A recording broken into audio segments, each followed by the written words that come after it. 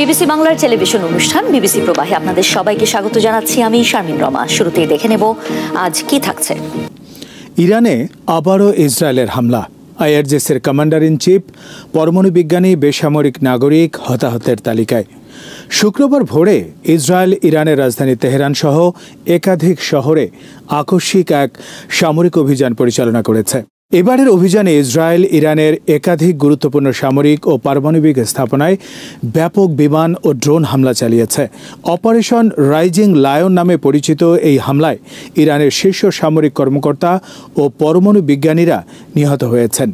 দেশ জুড়ে ব্যাপক হতাহতের পাশাপাশি তৈরি হয়েছে নতুন এক যুদ্ধের বাস্তব আশঙ্কা। ইরান এরই মধ্যে ইসরায়েলের এই হামলার সমুচিত ও কঠিন জবাব দেওয়ার ঘোষণা দিয়েছে। শুক্রবার ভোররাতে একাধিক বিস্ফোরণে কেঁপে ওঠে ইরানের রাজধানী তেহরান। ইসরায়েলি দখলদার শাসক গোষ্ঠী এই সামরিক হামলা চালায়। শুক্রবার ভোরের দিকে উত্তর, পশ্চিম ও মধ্য তেহরানে একাধিক ভারী বিস্ফোরণের শব্দ শোনা গেছে। তেহরানের ইমাম খোমেনি আন্তর্জাতিক বিমানবন্দরের সব ফ্লাইট বাতিল করা হয়েছে। এই হামলা এমন একটি সময় ঘটল যখন মাত্র 2 দিন পর ইরান ও যুক্তরাষ্ট্রের মধ্যে নতুন এক দফা পরমাণু আলোচনা শুরু হওয়ার কথা ছিল। ইসরায়েলের এবারের হামলার লক্ষ্যবস্তু ছিল মূলত ইরানের পারমাণবিক কর্মসূচি সংশ্লিষ্ট স্থাপনা এবং ইসলামী বিপ্লবী গার্ড বাহিনী আইআরজিসির সদর দপ্তর, ক্ষেপণাস্ত্র ঘাঁটি ও গবেষণা ল্যাব। ইরানের নাতানজ, ফোর্দো, খান্দা, পারচিন এবং খুরমাবাদে বিস্ফোরণ ও অগ্নিকাণ্ডের দৃশ্য দেখা গেছে। প্রত্যক্ষদর্শীরা জানিয়েছে, হামলার সময় তেহরানে একাধিক বিস্ফোরণের শব্দ শোনা গেছে। কিছু এলাকায় বিদ্যুৎ ও মোবাইল নেটওয়ার্ক বিচ্ছিন্ন হয়ে পড়ে। এই হামলায় শহীদ হয়েছেন ইরানের 2 খ্যাতিমান পারমাণবিক বিজ্ঞানী মোহাম্মদ মাহদি তেহরানজি, ফরুদ্দিন আব্বাসি। তেহরানজি ছিলেন ইরানের ইসলামিক আজাদ বিশ্ববিদ্যালয়ের প্রেসিডেন্ট। ফরদুন আব্বাসি ছিলেন ইরানের পারমাণবিক শক্তি কমিশনের সাবেক প্রধান। ইরানের একাধিক বার্তা সংস্থা এরই মধ্যে 2 শীর্ষ পারমাণবিক বিজ্ঞানীর মৃত্যুর খবর নিশ্চিত করেছে। ইরানের খাতাম আল আনবিয়া সেন্ট্রাল হেডকোয়ার্টারের কমান্ডার মেজর জেনারেল গোলাম আলী রশিদ এবং তার পুত্র শুক্রবার ভোররাতে তেহরানে ইসরায়েলি দখলদার শাসক গোষ্ঠী চালানো সামরিক হামলায় শাহাদত বরণ করেছেন। ইরানের সশস্ত্র বাহিনীর chief of staff major general Mohammad Hossein বাকেরিও এই হামলায় শাহাদত বরণ করেছেন বলে নিশ্চিত করা হয়েছে। ফরাসি সংবাদ সংস্থা এএফপি স্থানীয় মিডিয়ার রিপোর্টের উল্লেখ যে ইরানের আধা সামরিক বিপ্লবী গার্ড বাহিনীর প্রধান মেজর জেনারেল হোসেন সালামি শুক্রবার ইসরায়েলি হামলায় নিহত হয়েছেন। সালামির মৃত্যু ইরানের বিপ্লবী গার্ডের জন্য একটি বড় ধাক্কা, যা দেশের ধর্মতান্ত্রিক ব্যবস্থার মধ্যে একটি শক্তিশালী কেন্দ্র হিসেবে বিবেচিত, যার ব্যাপক ব্যবসায়িক স্বার্থ রয়েছে এবং এটি জাতির ব্যালিস্টিক ক্ষেপণাস্ত্র অস্ত্রাগারের তত্ত্বাবধান করে। 2019 সালের এপ্রিল মাসে ইরানের সর্বোচ্চ নেতা আয়াতুল্লাহ আলী খামেনি সালামিকে বিপ্লবী গার্ডের নতুন প্রধান হিসেবে নিয়োগ দেন, যিনি মেজর জেনারেল মোহাম্মদ আলী জাফারির স্থলাভিষিক্ত হন। সালামি 1960 সালে ইরানের ইস্পাহান প্রদেশের গোলপায়নগানে জন্মগ্রহণ করেন। 1980 সালে তিনি ইরানের বিপ্লবী গার্ডে যোগ দেন। ইরান যুদ্ধের সময় তার প্রথম সামরিক সংগঠনের সঙ্গে পরিচয় এবং যুদ্ধকালীন অভিজ্ঞতা তাকে ধীরে ধীরে উচ্চ পদে উন্নীত করে। সালামি মার্কিন যুক্তরাষ্ট্র এবং তার মিত্রদের বিরুদ্ধে তার প্রবল ভাষণের কারণে গার্ডের মধ্যে ব্যাপক জনপ্রিয়তা অর্জন করেন।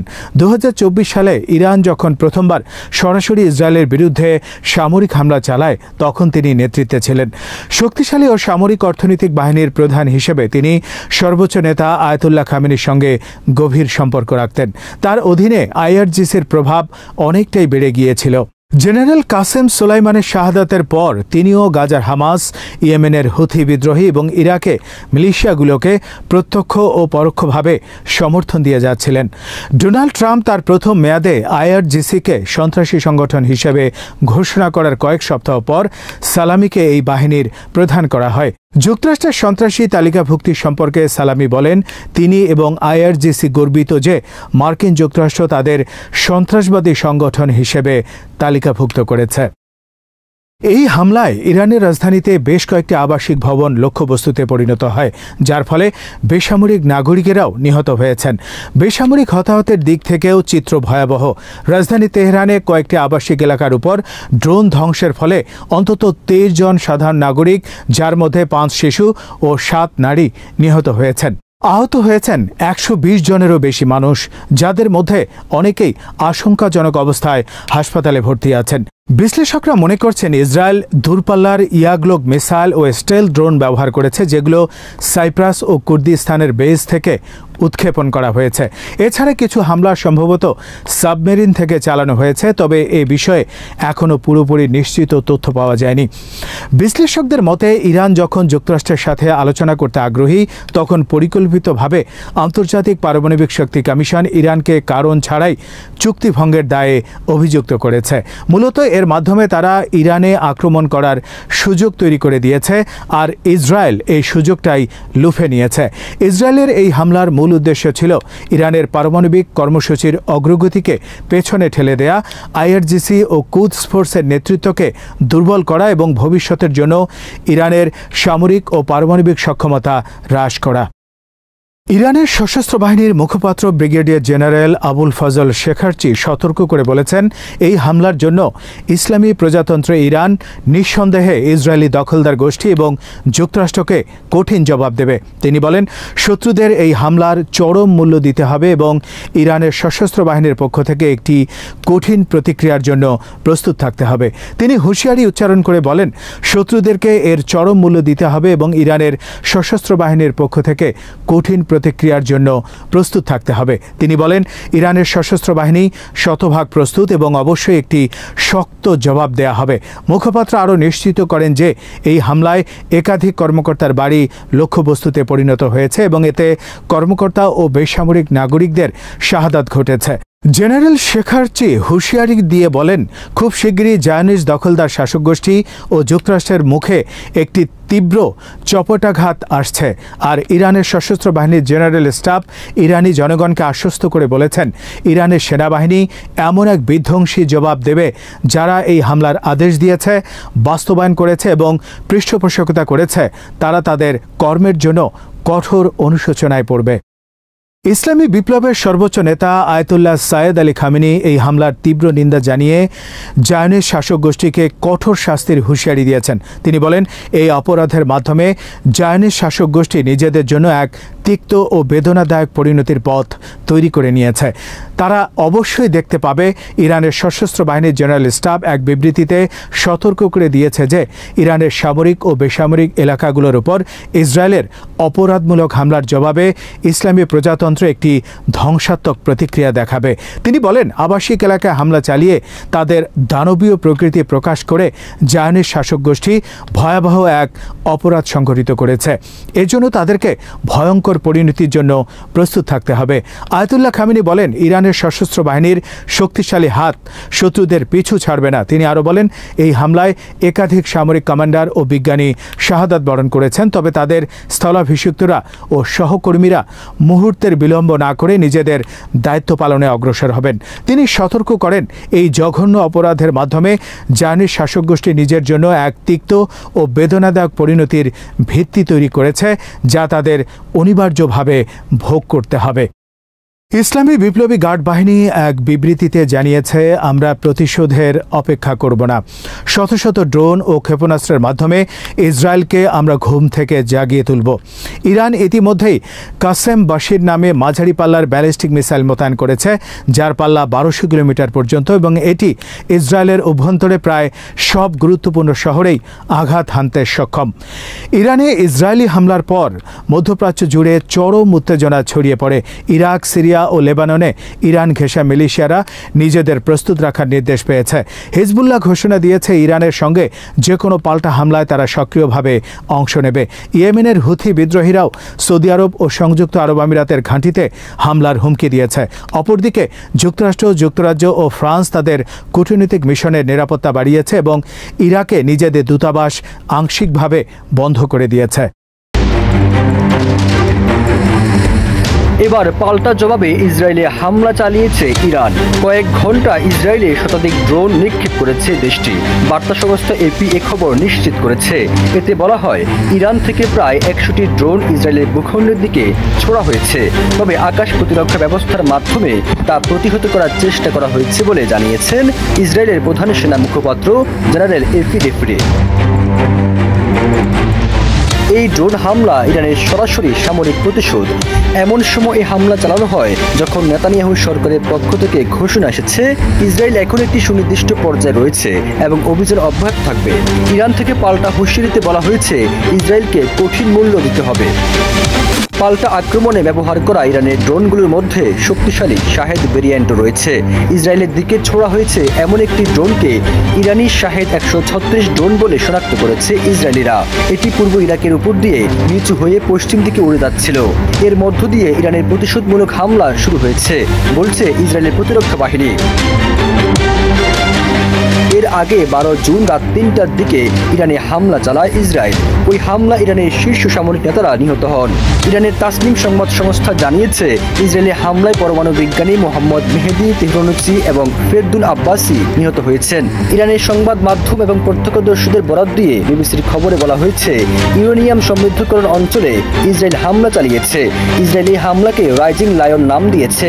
ইরানের কমান্ডার এবং ক্ষেপণাস্ত্র স্থাপনা লক্ষ্য করে হামলা চালানোর পর পাল্টা হামলার আশঙ্কায় সারা দেশে জরুরি অবস্থা জারি করা হয়।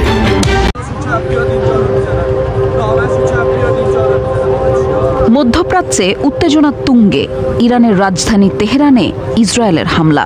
মূল লক্ষ্যই ছিল ইরানের পারমাণবিক ও সামরিক স্থাপনাগুলো।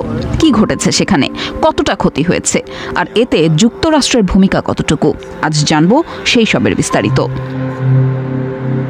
ভোর 4টা, ইরানের রাজধানী তেহরান। একের পর এক বিস্ফোরণের শব্দে কেঁপে ওঠে শহর। এর আধা ঘন্টা পরেই ইসরায়েলের প্রতিরক্ষামন্ত্রী ঘোষণা করেন এটি তাদেরই পরিকল্পিত হামলা। সঙ্গে সঙ্গে ইসরায়েলে জরুরি অবস্থা জারি করা হয়। ইসরায়েলি প্রধানমন্ত্রী বেনিয়ামিন নেতানিয়াহু বলেন, এই হামলা ইরানের পরমাণু সমৃদ্ধকরণ কর্মসূচির কেন্দ্রে আঘাত হেনেছে। এটি অনির্দিষ্টকাল চলবে। ইসরায়েলি সেনাবাহিনী জানায় ইরানের পরমাণু কর্মসূচি এবং সামরিক ঘাঁটি ছিল মূল লক্ষ্য, কারণ তাদের দাবি অনুযায়ী ইরান কয়েকদিনের মধ্যেই পারমাণবিক বোমা বানানোর মতো উপাদান জোগাড় করে ফেলেছে। অন্যদিকে রয়টার্সের প্রতিবেদনে বলা হয়েছে ইরানের সর্বোচ্চ নেতা আয়াতুল্লাহ আলী খামেনি বলেছেন এই হামলা ইসরায়েলের ঘৃণ্য প্রকৃতি প্রকাশ করে। তিনি আরও বলেন এই হামলার মাধ্যমে ইসরায়েল নিজের জন্য একটি করুণ পরিণতি প্রস্তুত করেছে, যা তারা অবশ্যই ভোগ করবে। তবে এই হামলায় যুক্তরাষ্ট্রের কোনো সম্পৃক্ততা নেই। এই ঘোষণা এসেছে সরাসরি হোয়াইট হাউস থেকে। যুক্তরাষ্ট্রের পররাষ্ট্রমন্ত্রী মার্কো রুবিও স্পষ্ট করে বলেছেন ইসরায়েল একতরফাভাবে এই সামরিক পদক্ষেপ নিয়েছে, এতে যুক্তরাষ্ট্র জড়িত নয়। মধ্যপ্রাচ্যে থাকা মার্কিন সেনাদের নিরাপত্তা নিশ্চিত করাকেই এখন তারা শীর্ষ অগ্রাধিকার দিচ্ছে। এদিকে প্রেসিডেন্ট ডোনাল্ড ট্রাম্প বলেছেন আমরা চাই না ইসরায়েল এখন ইরানে হামলা করুক, কারণ এতে আলোচনার সম্ভাবনা শেষ হয়ে যেতে পারে। তবে তিনিও স্বীকার করেছেন পরিস্থিতি সংঘাতের দিকে দ্রুত এগোচ্ছে। হামলার পরপরই বন্ধ করে দেওয়া হয় তেহরানের প্রধান বিমানবন্দর। ইরানের রাষ্ট্রীয় টেলিভিশনের খবর অনুযায়ী আবাসিক এলাকায় ক্ষয়ক্ষতি হয়েছে, শিশু মৃত্যুর খবরও পাওয়া গেছে। সবচেয়ে বড় আঘাতটি এসেছে ইরানের ইসলামী রেভলিউশনারি গার্ডের বা IRGCর প্রধান কার্যালয়ে। সেখানে নিহত হয়েছেন তাদের প্রধান কমান্ডার হোসেইন সালামি। তিনি ইরাক ইরান যুদ্ধ থেকে শুরু করে সাম্প্রতিক ইসরায়েল ইরান উত্তেজনার গুরুত্বপূর্ণ একজন ব্যক্তি ছিলেন। এছাড়াও হামলায় নিহত হয়েছেন ইরানের 2 শীর্ষ পারমাণবিক বিজ্ঞানী ফেরদুল আব্বাসি, যিনি আগে ইরানের পরমাণু শক্তি সংস্থার প্রধান ছিলেন। আরেকজন মোহাম্মদ মেহেদি তেহরানচি ছিলেন তেহরানের ইসলামিক আজাদ বিশ্ববিদ্যালয়ের সভাপতি। এই হামলার প্রতিক্রিয়া কি হবে? ইরান কি প্রতিশোধ নেবে? বিশ্ব রাজনীতিতে কি আবারও বড় কোনো সংঘাত অপেক্ষা করছে? পরবর্তী আপডেটের জন্য চোখ রাখুন বিবিসি বাংলার ওয়েবসাইট, ইউটিউব, ফেসবুক, এক্স এবং ইনস্টাগ্রাম পেজে। সাবস্ক্রাইব করুন আর আপনার মতামত দিন নিচে কমেন্ট সেকশনে।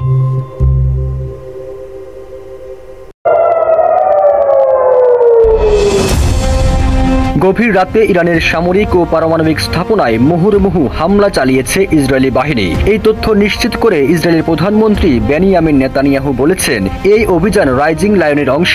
তিনি বলেন ইরান ইসরায়েলের অস্তিত্বের হুমকি হয়ে দাঁড়িয়েছে।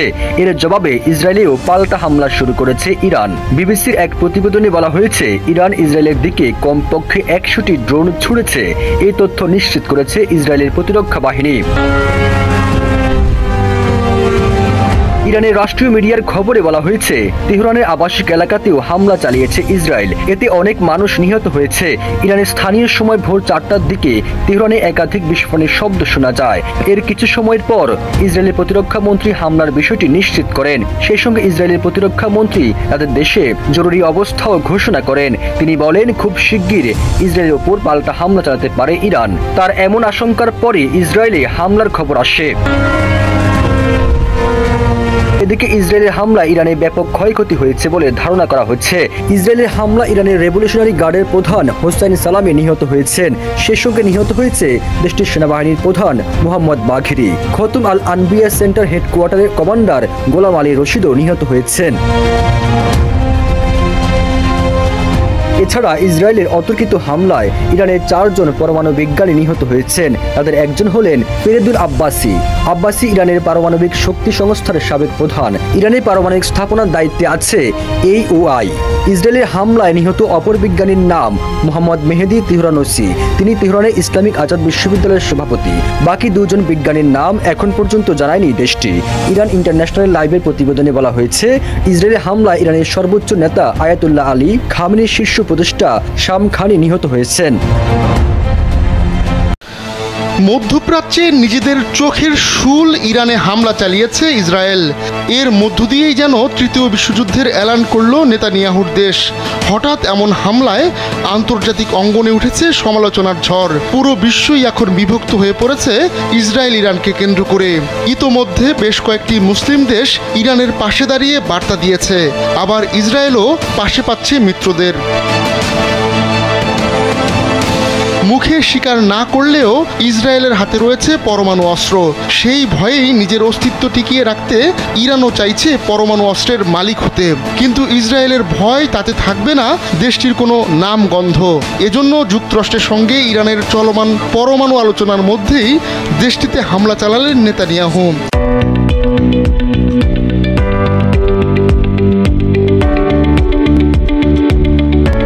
ভেবেছিলেন বিপদে একা হয়ে পড়বে তেহরান,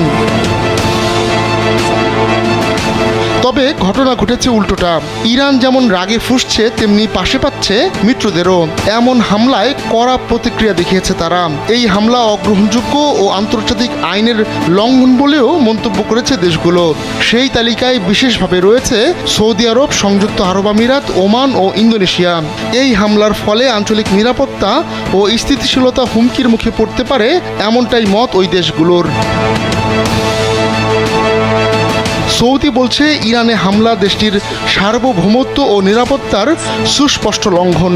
আন্তর্জাতিক আইন ও মান অগ্রাহ্য করে এ ধরনের পদক্ষেপ অগ্রহণযোগ্য।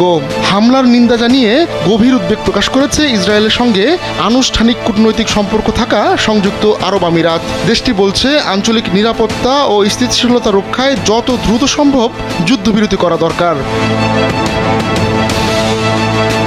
ওমান বলছে, ইসরায়েলের এই হামলা বিপজ্জনক ও অগ্রহণযোগ্য। এই আগ্রাসন বন্ধে আন্তর্জাতিক সম্প্রদায়কে এগিয়ে আসারও অনুরোধ জানিয়েছে দেশটি।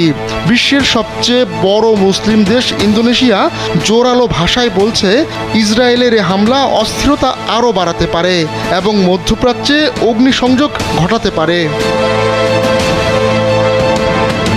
এছাড়া জাতিসংঘ, অস্ট্রেলিয়া, নিউজিল্যান্ড ও জাপানও স্থিতিশীলতা এবং সংযম বজায় রাখার আহ্বান জানিয়েছে। অস্ট্রেলিয়া বলছে, মধ্যপ্রাচ্যের অস্থিরতা আরও বাড়লে তা বিশ্ব নিরাপত্তার জন্য হুমকিতে পরিণত হতে পারে। নিউজিল্যান্ড ও জাপানের ভাষায় সামরিক পদক্ষেপ গ্রহণ সমাধান নিয়ে আসে না, তাই সবাইকে আলাপ আলোচনার মাধ্যমে সমস্যা সমাধানে অগ্রাধিকার দিতে হবে। এর আগে বৃহস্পতিবার রাত 3টার দিকে ইরানে বিমান হামলা চালায় ইসরায়েল। এতে ইরানের সশস্ত্র বাহিনীর chief of staff Mohammad Bagheri ও ইসলামী বিপ্লবী গার্ড বাহিনীর প্রধান জেনারেল হোসেন সালামি এবং অন্তত 6 জন পরমাণু বিজ্ঞানী নিহত হয়েছেন। পাল্টা শতাধিক ড্রোন ছুড়ে এর জবাব দিয়েছে ইরান। ভারতের গুজরাট রাজ্যের রাজধানী আহমেদাবাদে ভয়াবহ বিমান দুর্ঘটনা ঘটেছে। 200-র বেশি যাত্রী নিয়ে বিধ্বস্ত হয়েছে এয়ার ইন্ডিয়ার একটি যাত্রীবাহী বিমান। বিমানটিতে মোট 242 জন আরোহী ছিলেন, 230 জন যাত্রী এবং 12 জন ক্রু।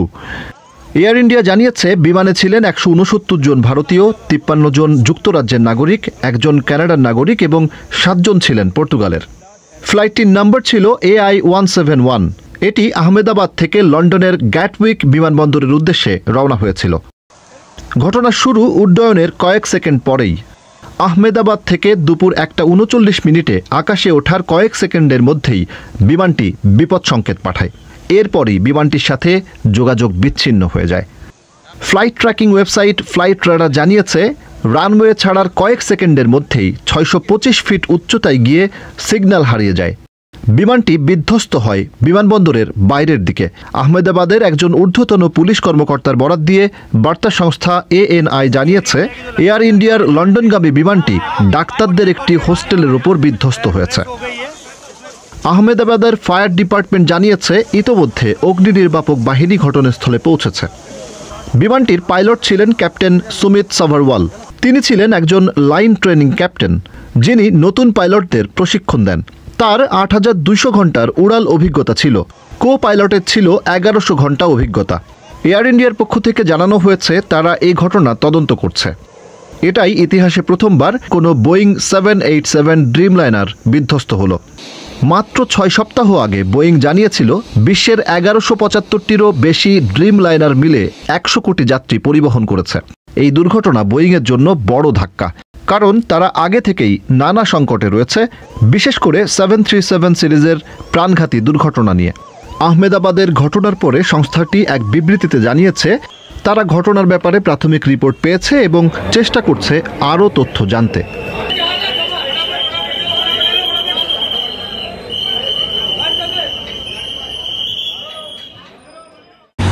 বিমানটি যখন ভেঙে পড়লো তখন কি দেখলেন আপনি? আমি এখানে একটা গুদামে কাজ করি। আমি শুধু দেখলাম যে প্রচুর ধোঁয়া বের হচ্ছে। ভাবলাম যে গিয়ে দেখি কি হয়েছে।